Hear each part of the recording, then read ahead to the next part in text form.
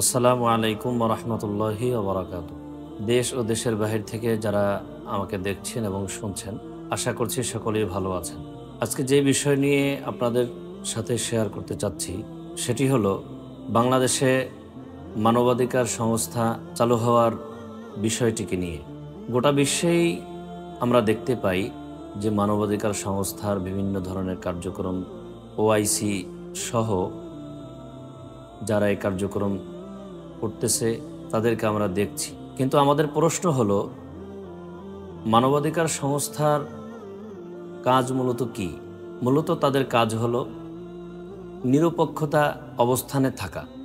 দ্বিতীয় নম্বর হলো ন্যায়ের পক্ষে থাকবে এবং অন্যায়ের বিপক্ষে থাকবে। কিন্তু মানবাধিকার সংস্থার মূলত যে কাজ তারা করছে সেটি মূলত কোরআন সুন্নাহ বিরোধী এবং মুসলমানদের সমস্ত দিক থেকে বিরোধিতার কাজ তারা করছে। আমাদের বাংলাদেশে তারা মানবাধিকার সংস্থার নামে বিভিন্ন ধরনের কার্যক্রম তারা শুরু করেছে।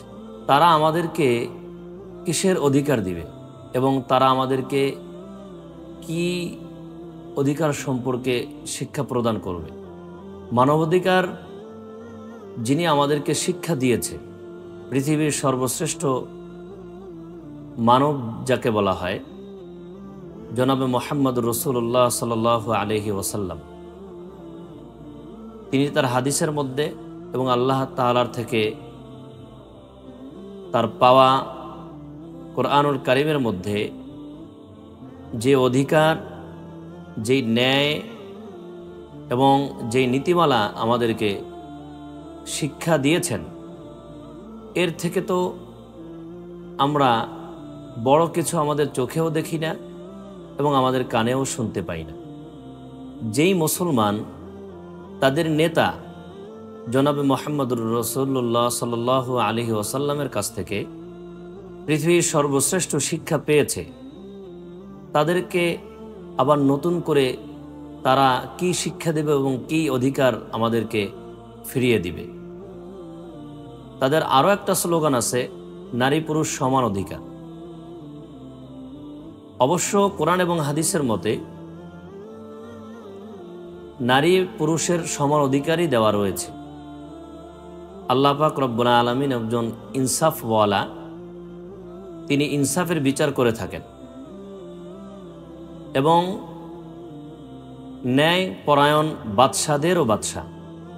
তিনি আমাদেরকে সমান অধিকার দিয়েছেন, কিন্তু সমান অধিকার মানে তা নয় যে পুরুষ যা করবে মহিলারাও তা করবে, আর মহিলারা যা করবে পুরুষরাও তা করবে।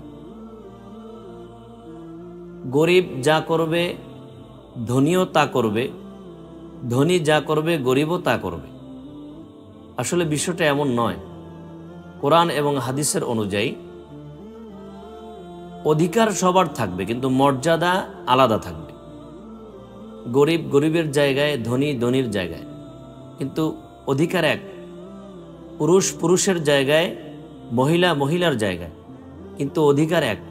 পুরুষ পুরুষের জায়গা থেকে তার দায়িত্ব পালন করবে এবং তার কাজ সে পরিচালনা করবে, এটাই তার অধিকার। মহিলা মহিলার জায়গা থেকে সে তার নিজের কাজ করবে এবং তার জায়গায় সে স্থির থাকবে। তার মানে তার অবস্থানে সে বহাল থাকবে, সে অন্যজনের কাজ করতে যাবে না। তার মানে নারীরা ঘরের ভিতরে থাকবে, তারা বাইরে এসে পুরুষের কাজগুলো তারা করতে আসবে না। আর পুরুষরা যারা তারা ঘরের বাইরে কাজ করবে, তারা ঘরের ভিতরে গিয়ে মহিলাদের যে দায়িত্ব আছে সেই দায়িত্বগুলো তারা পালন করবে না। কিন্তু আমরা দেখি মানবাধিকার নামে তারা আমাদেরকে যেই উচ্ছৃঙ্খলা এবং যে ঘৃণিত কাজ করার জন্য আহ্বান করছে, তাদের কাজের মাধ্যমে এবং কথার মাধ্যমে আমরা দেখতে পাচ্ছি এটা কোরআন এবং সুন্নাহর বাহিরে হচ্ছে। এবার আসি, তারা আমাদেরকে যেই ধোঁকাটা দিয়ে থাকে গোটা বিশ্বের ভিতরে, ইসরায়েল ফিলিস্তিনি মুসলমানদেরকে নির্যাতন করছে, আমেরিকা তাদের দেশের মধ্যে মুসলমানদেরকে নির্যাতন করছে। চীন গোপনীয়ভাবে যুগ যুগ ধরে মুসলমানদেরকে নির্যাতন করছে এবং বিভিন্ন দেশে মুসলমানদের নির্যাতন করা হচ্ছে। এই নিয়ে আন্তর্জাতিক মানবাধিকার সংস্থার কোনো কথা নেই এবং কোনো পদক্ষেপ তাদের নেই।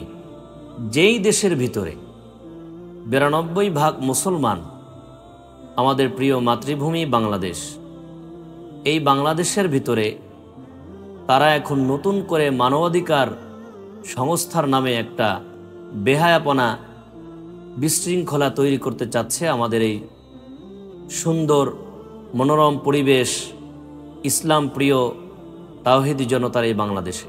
আমরা বলতে চাই যে যেই রসুল আমাদেরকে শিক্ষা দিয়েছেন, মানব অধিকারের শিক্ষা, যে রসুল আমাদেরকে শিক্ষা দিয়েছেন কোরআন সুন্নাহর আলোকে মানুষের অধিকার বুঝিয়ে দেওয়ার জন্য, যে রসুল আমাদেরকে শিক্ষা দিয়েছেন নারীকে সম্মান করতে, সেই শিক্ষার উপরে আমরা অন্য কোনো মানুষের শিক্ষা গ্রহণ করতে চাই না। এবং আমি এটাও বলতে চাই, আমাদের এই প্রিয় মাতৃভূমি বাংলাদেশের ভিতরে যারা এই মানবাধিকার সংস্থার নামে কাজ চালু করে আমাদের নিজেদের মধ্যে দ্বন্দ্ব এবং বিশৃঙ্খলা তৈরি করতে চাচ্ছে, তাদেরকে আমরা হুঁশিয়ার করতে চাই এবং তাদেরকে আমরা এটাও জানাতে চাই যে আমরা মুসলমান, আমাদের বিবেক, আমাদের জ্ঞান, আমাদের শিক্ষা, আমাদের দীক্ষা সব কিছুই কোরআন সুন্নাহর আলোকে।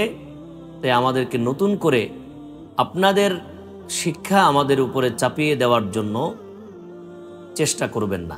দ্বিতীয় নম্বর কথা হলো, এই কাজের মধ্যে সরাসরি আমেরিকা যে কাজটা করতেছে গোটা বিশ্বের ভিতরে, তারা চাচ্ছে যে তাদের কর্তৃত্ব খাটানোর জন্য। বাংলাদেশে এতদিন পারেনি, এখন নতুন করে তারা চেষ্টা করছে।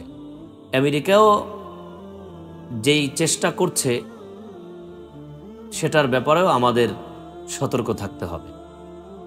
এবং আমি বাংলাদেশের প্রত্যেকটা রাজনৈতিক, যারা ইসলামের রাজনীতি করে, সেই ইসলামী রাজনৈতিক দলগুলোর মুরব্বী যারা আছেন তাদেরকে আমি আহ্বান করব, এবং যারা রাজনীতি করতেছে না কিন্তু আমাদের মুরব্বী হিসাবে তারা বাংলাদেশের মধ্যে অবস্থান করছে এবং আমাদের নেতৃত্ব দিচ্ছে ইসলামের ছায়াতলে, তাদেরকেও আমি আহ্বান করব। আমরা দল মত নির্বিশেষে আমরা চাচ্ছি যে গোটা বাংলাদেশ সহ গোটা পৃথিবীর মধ্যে খেলাফত প্রতিষ্ঠার জন্য যে চেষ্টা আমরা করছি এবং আগামীতে চালাবো, আমরা ঐক্যবদ্ধ হয়ে আমরা চেষ্টা করব ইনশাআল্লাহুল আজিজ।